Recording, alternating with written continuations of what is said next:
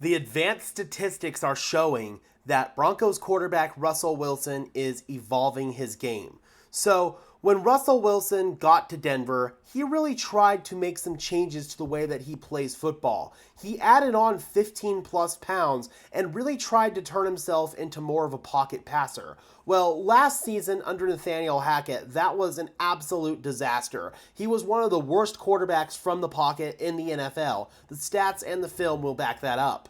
This year, when Sean Payton was brought in, the thought process was that he was going to try to get Russell Wilson a little bit closer to the Russell Wilson that he was in Seattle. Obviously, Russ dropped the 15 pounds that he had initially gained, and the thought process was, okay, Russ is going to be a lot more of that play action, roll out of the pocket type of quarterback. He's going to be launching those moon balls downfield, and we certainly have seen that to a certain extent. But if you actually look at some of the advanced statistics, Russell Wilson is actually doing some of his best work from the pocket this year. So if we come over here and take a look at this tweet from Cloud here, it says that Russell Wilson's stats according to the pocket have been really, really good. First of all, his on-target percentage from the pocket is 87.5%. That's first in the NFL. Now, whenever there's no RPOs or whenever there's no play action,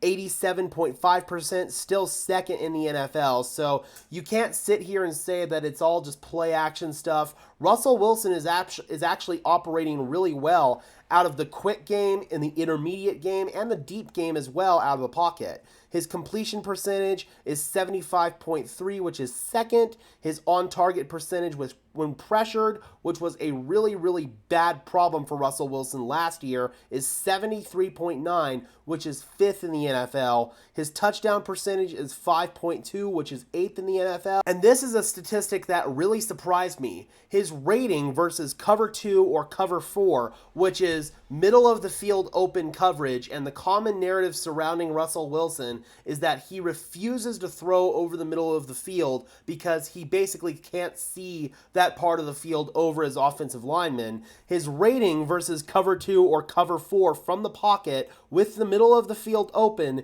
is 113.6, which is sixth in the NFL. Then we come down here to some of this additional data. When Russ stays in the pocket, 76% of those snaps are out of the shotgun. His sacks percentage is negative 5.8, which is 14th in the NFL and would be the lowest of his career if it holds. That's absolutely huge. That's both a Russell Wilson stat and an O-line stat.